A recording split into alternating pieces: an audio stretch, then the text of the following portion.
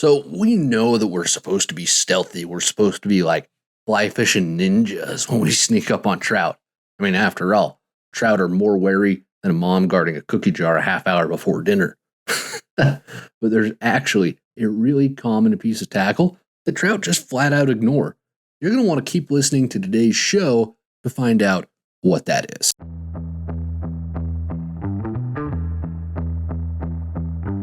This is Untangled, fly fishing for everyone, presented by Ventures Fly Company. Hey everybody, welcome to it. This is Untangled and I'm your host, Spencer Durrant. Excited to be here. As usual, I got my game face on, sporting, I don't know if I've worn this hat on the podcast. I've got a deer antler. I had a roommate back when I was going to school. He was a shed hunter, big time shed hunter. So I bought a couple of antlers off him, and I've got this awesome hat rack that's made out of antlers. And every tine on that set of mule deer antlers is full of baseball caps. It's a problem. But a lot of them are like really nasty and sweat stains. So I'm probably not going to wear all of them on the show, but I think I haven't worn this one yet. So I've got my game hat on, ready for another wonderful episode here. We've got tons of fun stuff to talk about. And as you heard in the hook of this episode, something kind of like a very common piece of tackle that fish sometimes ignore. So that should be a lot of fun to dive into today. Anyways, want to start the show off.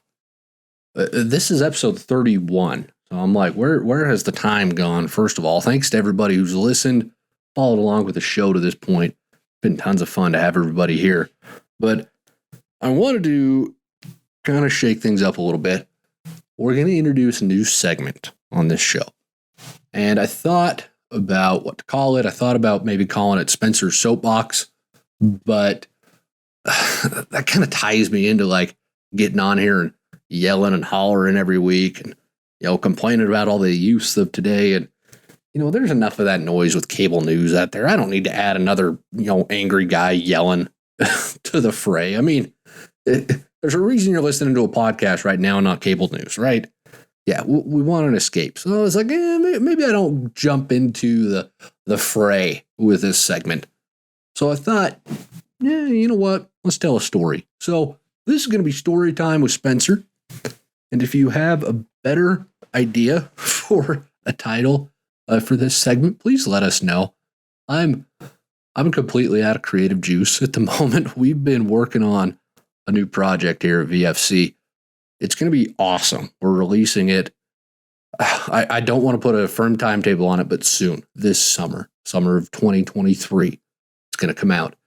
But it has taken a lot of the creativity out of, me. I can't speak for Alex in Berkeley, but I know I'm zapped. So Storytime with Spencer is the name of this segment. And if y'all think of a better idea, get in touch with us somehow. Let us know. I just want to tell a little story. See if we can glean some kind of lesson from it, and then we'll jump into the main part of the show. So this story took place, it was one of my first trips to Alaska. I don't remember how long ago that was. I was up there with a buddy of mine. He's a dentist and a photographer up in Alaska. Wonderful photographer, incredibly talented. I hope to be able to take pictures like a quarter of as good as his at some point in my life. Really, really good at what he does. Well, I flew up to Alaska to meet up with him, and all we knew is that we were just going to go fishing. We didn't have anything planned. We didn't have reservations or guides or anything like that. We're just like, it's Alaska. We can just kind of go out there and fish, right? Well, not really. You definitely want to plan your Alaska trip in depth before you just jump up there. But I think it was the end of June. We shot up there and we decided to drive down to Valdez from where we were in the interior. We were in Fairbanks is where we started our little adventure. So we cruised down to Valdez, and I don't know how long of a drive that is. It's long. I think it's like 6 hours. We cruised down there. We fished on our way down.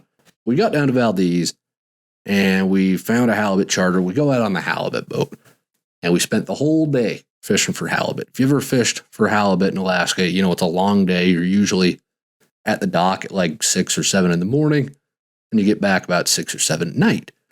You've got to take a long boat ride to get out to where the halibut are, and then you want to make sure everybody on that boat gets their fish, because you're allowed on a commercial charter, I believe you get 2 halibut per person, one under 28 inches and one above 28 inches. And the boat was full, so we go out into the Gulf of Alaska. We're fishing. The fish was pretty good. Nobody on that trip got seasick. I've been on a couple trips where fellas got seasick. I felt real bad for them. Luckily, I've never been seasick. Knock on wood a little bit there.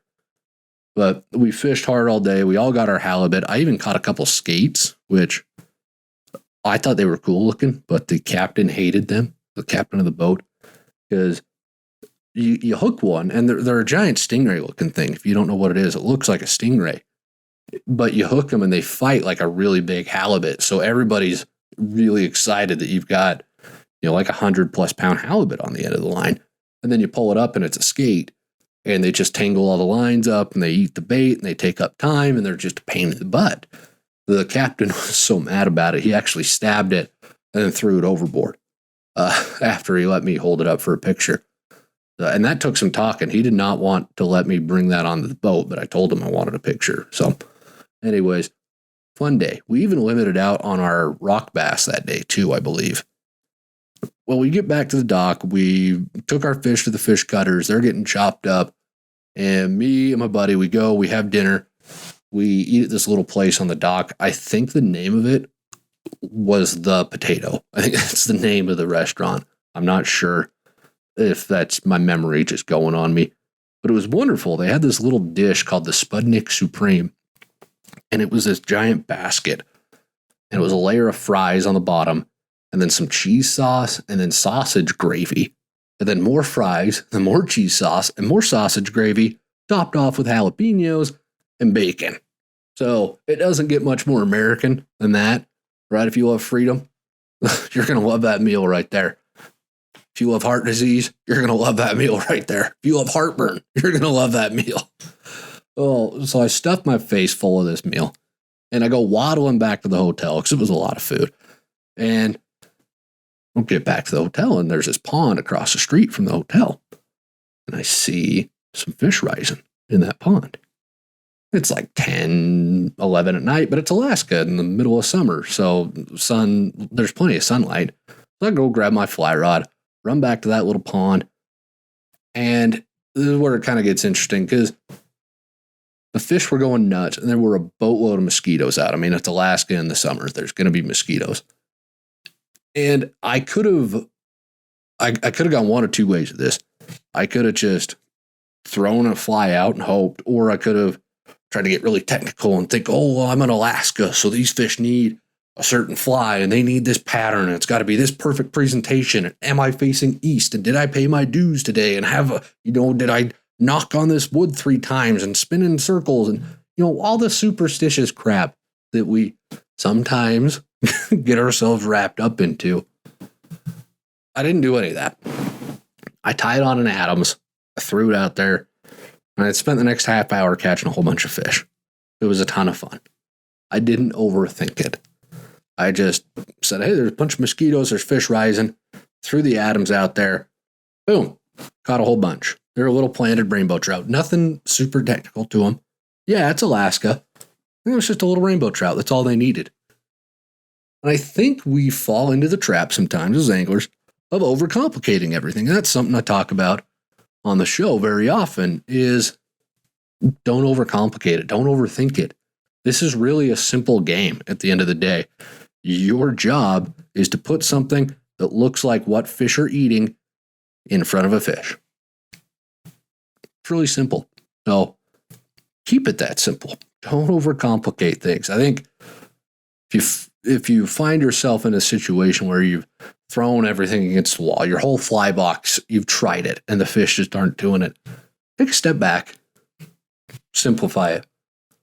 Just go simple. And I try to do that myself. I was out the other day fishing, and I couldn't get this fish to bite. And I remember thinking to myself, man, I have a podcast where I talk about fly fishing to people, and I can't catch this fish. What is that? say about me?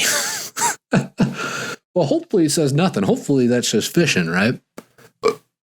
Kidding aside, it is. It is just kind of fishing. So don't overcomplicate things too much. Just take that step back, simplify it down, and I think you'll find that you'll end up enjoying it quite a lot more. So that's my story for the week. Story time with Spencer, our first iteration of it. If you like that segment, if you want more stuff like that, let me know in the future. I think we're going to keep this, but your feedback is critical.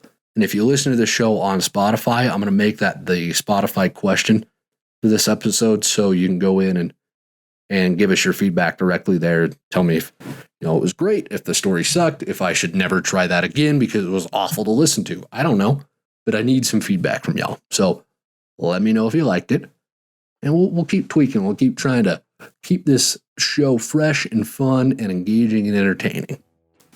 All right, with that, let's jump into the main part of the show, what everybody's here for, the questions.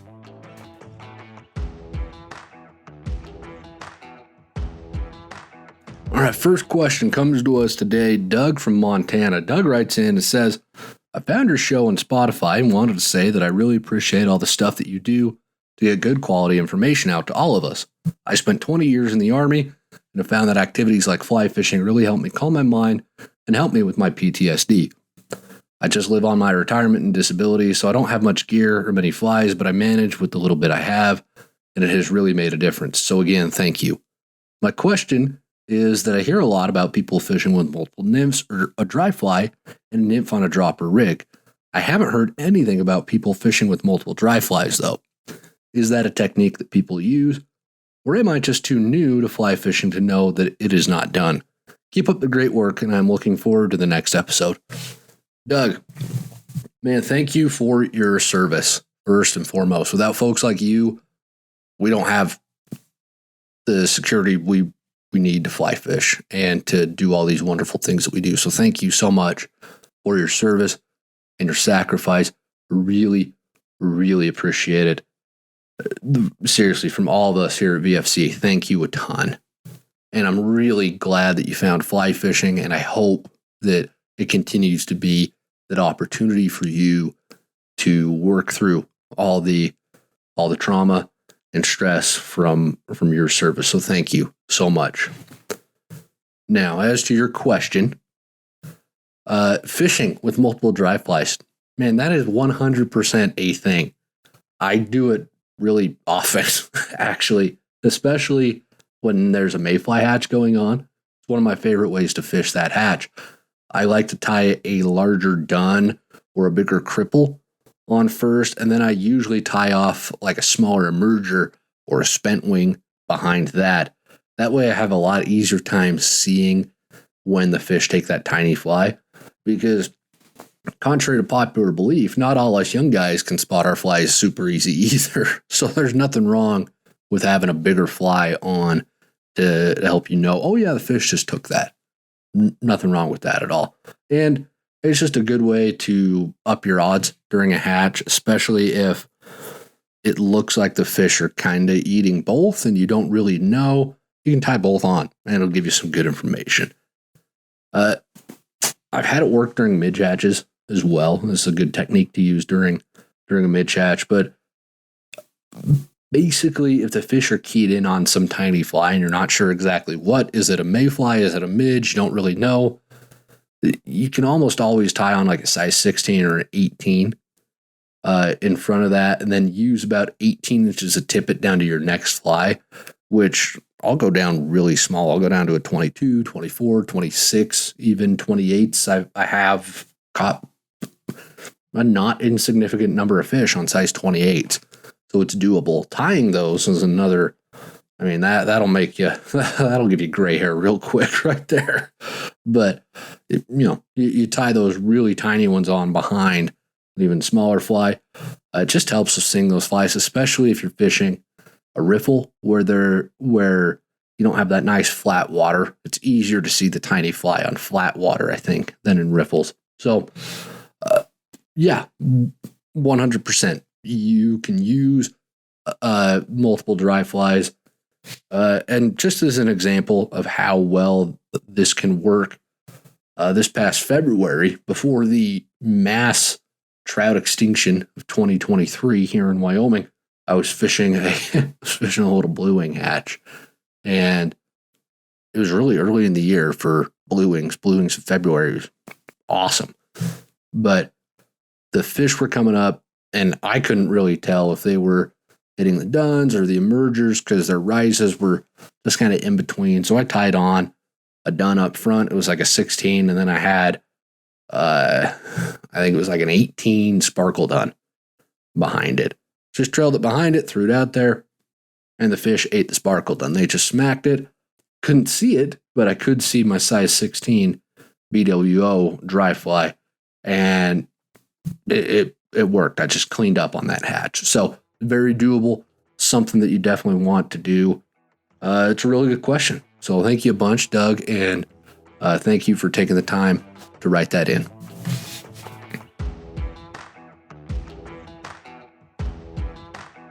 All right. Our next question comes to us. Braden from Utah writes in and says, why don't fish see the hook on the fly?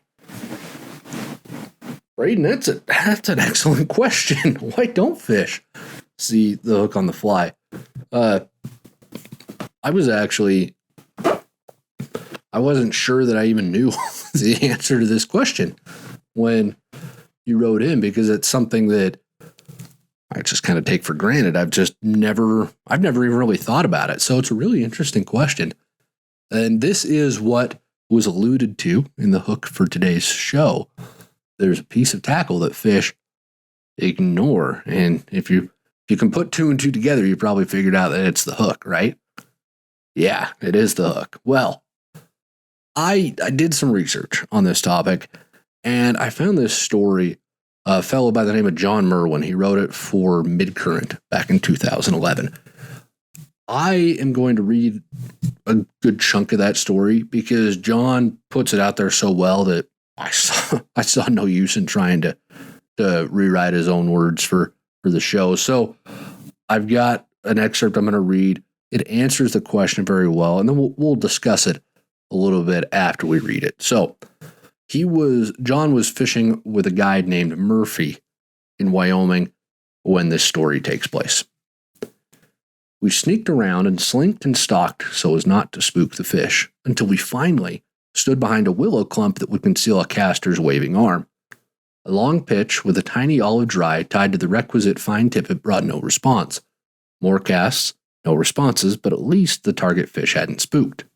Murphy pulled a number 20 olive emerger from a small fly box, a fly tied so sparsely as to be almost a bare hook. He tied it on a tippet strand behind the dry fly to act as a trailer.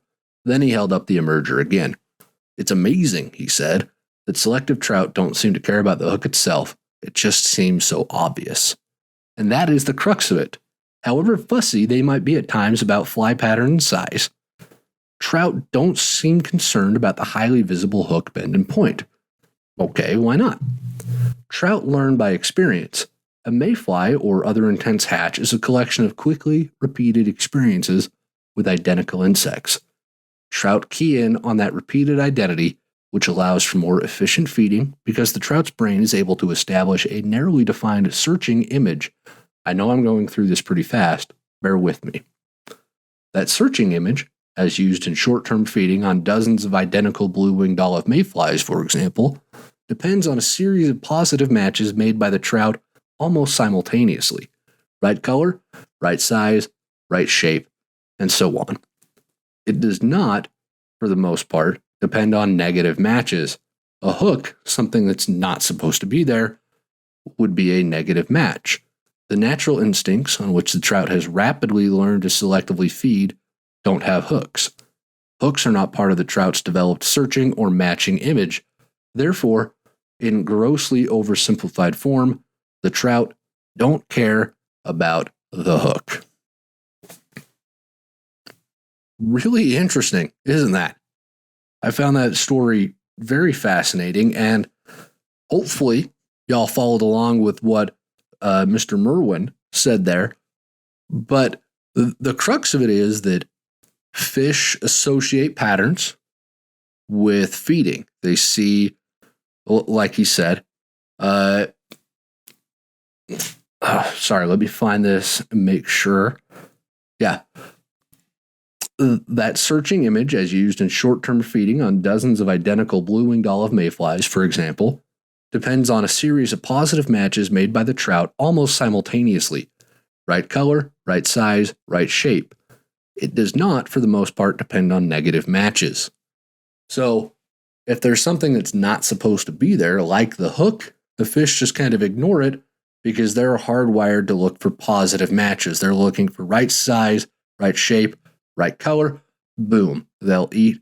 So they really do just ignore the hook, according to what Merwin wrote here. But further on in that article, he does mention there's some scientific evidence behind this as well. So this isn't just one fella's wild interpretation or goose chase of an idea.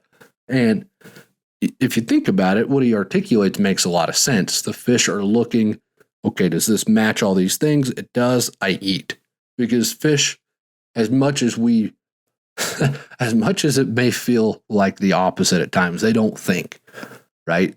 It feels like they do. Feels like they're sitting there thinking, can I make him lose his friggin' mind today? How can I do that?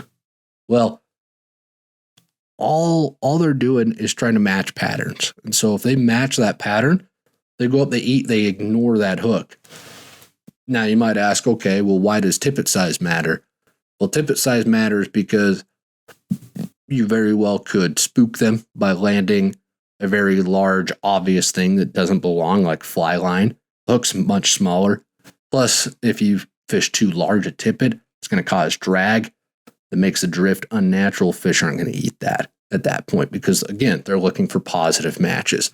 They see, oh, that's the right thing, but that's not real because it's dragging. They know that, so they're not going to go up to eat it. At least that's what I gathered from this article.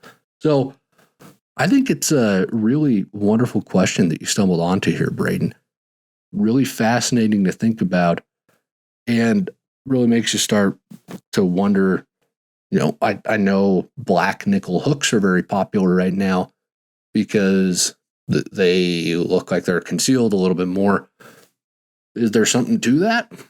Maybe, but maybe like I've mentioned a lot on this show, maybe that's us just thinking it through too much. Maybe it really doesn't matter. So if anybody, and like usual, if anybody's got more information on this subject and would like to share that with the whole team and everybody that listens to the show, please don't be afraid to write in and share some more information.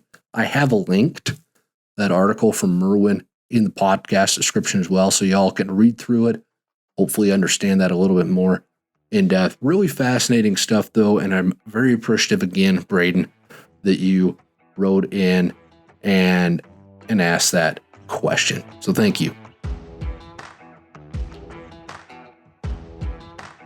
Next question on the show today comes to us. Andrew from Kansas City writes in. Says, first off, yes, I live in Kansas City area, and it's really one metro across the state line. I'm not going to say which side, but it's the better one to live on. Anyway, my question is about rods. You mentioned that you build rods. So if I'm looking to get myself a new rod, we all know they're not cheap, but I am. Is it more affordable to build yourself a quality rod? And how much of a challenge is it? And how would one get into all of that? Finding the right blank, actually tying, wrapping the guides on, reel seat, etc. I've seen a couple videos. Seems easier than tying half the flies I use. Let me know what you think. And thanks for making fly fishing accessible to the regular Joe out there. Andrew, thanks for the question. Thank you for the kind words, as always. And, I mean, we did an entire podcast on fly rods, so we know I can talk about this topic for a long time. Short answer to your question, though, is it's probably about sixes to build yourself a quality rod versus buying it. And quality rod means a lot of different things to different people. To me, quality rod means not entry level, but it's also not one of the $1,000 rods from Winston or Sage or Loomis or Orvis. So I think we talk about quality rod probably in that $400 to $700 range, right? That kind of middle ground where there's not a whole lot of fly rods priced there. You're getting something good, but you're certainly not getting beginner level stuff, but you're also not getting super top shelf stuff. So if we think about it in that instance, it really is going to kind of be sixes to build yourself versus buying one. Because if you're going to build a rod, you need some tools, which you can build a good chunk of those tools, but that still costs money these days, as anybody who does any home improvement projects right now can attest. My entire house is one home improvement project. Don't even get me started on inflation there. Anyways, but you do need tools and supplies. You need cork, you need thread, you need epoxy, you need reel seat hardware. It all kind of adds up. And if you're like me and you want to build every part of your rod, you're going to want to turn your own cork handles. So you're going to need a lathe, and you want your own reel seat inserts. So you've got to buy fancy wood. It all adds up really quick. Now, it used to be that you could buy a blank from Winston or Sage and build up your own rods that way, which was nice because you got those blanks. They were warranted. So if something happened to the blank itself, you could get it fixed. But I'm not sure that Winston or Sage sells their blanks anymore. I don't know that they do that to the general public anymore. So if that's not an option, you're kind of in that no man's land where you've got some good options, but where do you go? Which is exactly kind of where you're finding yourself at. Now, if you're content to just use off-the-shelf parts, it's not too hard to assemble a new rod. You'll need some sort of thread wrapping device, which you can make on your own. Again, they're really, really simple. Then you're also going to need a rod drying rack with a slowly turning motor. I actually made my own, and this is what I use for my bamboo rods. I made my own out of an old microwave motor, and it's awesome. It was a lot of fun. But other than those two tools, you can assemble the rest of your fly rod with just some good rod building epoxy and a fair deal of patience. It does seem simpler than tying flies, and it is in many ways, but it's also more exacting in some ways. Because if your fly doesn't come out perfect, it's kind of okay, because not every bug looks perfect either, but you want your fly rod to be perfect. So there's a perfectionism thing here that you'll have to kind of get used to. Now, with these supplies, you can buy a lot of them from a place like Mudhole. I actually shop there a lot to get components there for my graphite and my fiberglass builds, but I do buy components from other places for my bamboo rods because I use the highest quality stuff I can get for the bamboo, like the nickel silver plated stuff, like, you know, the really super fancy stuff. But getting into it is really as simple as buying all the supplies and just starting. So if you want to do it, just buy the stuff and get started. You're going to need, if you do it, this is a supply list here for you, so you might want to write it down if you're listening. You're going to need a blank. You're going to need a cork grip. You probably are going to have to buy a preformed one, unless you already have a lathe and can shape cork on the lathe that way. You're going to need reel seat hardware, so like the rings to screw the reel onto the reel seat. You're going to need guides, thread epoxy or thread finish. You're going to need tip-top glue for the tip-top guide itself. You're going to need rod builder's epoxy. This is for attaching the cork and the reel seat to the rod. You're going to need a thread wrapping machine and a rod dryer. So that's the basics if you're going to get into it. But by the time you bought all that stuff and you bought the blank, how much money have you spent? Well, it really depends on the blank itself, because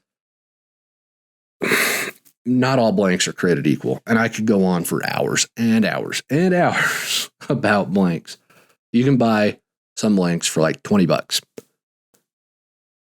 But I did just get some new graphite blanks that were almost $250 each. So you can spend. And those, there's some blanks you can buy that are going to run you $400 just for the blank. That's what the top end Sage and Winston blanks were when you could buy blanks from those companies. So the soul of the rod is the blank. And in my opinion, it does not make sense to go cheap on the blank. If you go cheap on the blank, the rod's always going to disappoint you. It doesn't matter how good the fit and finish are. You want a really good blank. No, you don't need to just throw your money away. You'll have to do some research.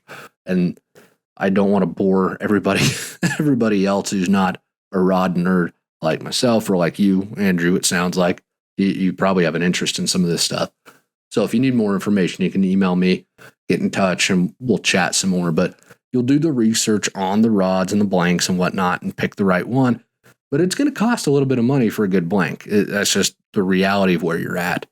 So let's say you spend $250 on a blank like I just did. You're probably going to want to budget about another $100 to $150 for hardware, hardware and components, depending on how fancy you go. You could do it for a lot less than that, but this depends on how fancy you want to go for parts. And then the time that it's going to take you to build it. You've got to factor that in too. And how much do you value your time? If it takes you 10 hours to do it, how much do you go to work for? Is it worth 10 hours of your time? That's something else you need to think about as well. But again, $250 on the blank, $100 to $150 for hardware and components, and the time it takes you to build it. You're looking at about dead even with one of those $400 to $500 fly rods. So I'm also certainly not trying to push you at all into buying an expensive rod. Far from it. Actually, I'm just trying to be realistic about the rod building experience and what you can expect. Hopefully that helps. Like I said, and if not, please reach out. Let me know. I'd love to give you some more insight on this topic because, again, I could do an entire show on a rod building. I don't know that everybody wants to listen to that, but I could do it. All right. So again, Andrew, if you have any more questions, please reach out and I'll see what I can do.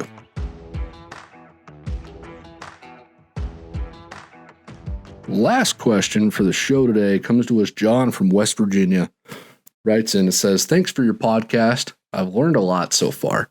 By the way, Mountain Dew is best from a can, not a bottle, and the best fountain drink is Coke. I'm heading to Montana next week on a Project Healing Waters trip to Freedom Ranch.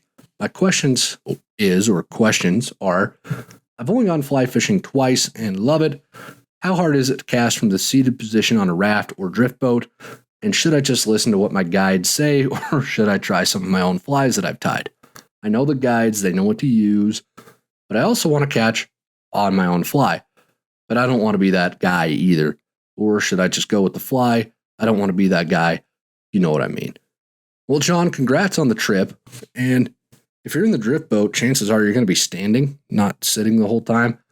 Now, if you do have to sit, for whatever reason, don't worry, because casting while sitting down is not hard. It might take a tiny bit of getting used to because you're not as high up as you are used to being, but super easy. So don't even worry about that. As for the last part of your question, listen to your guide.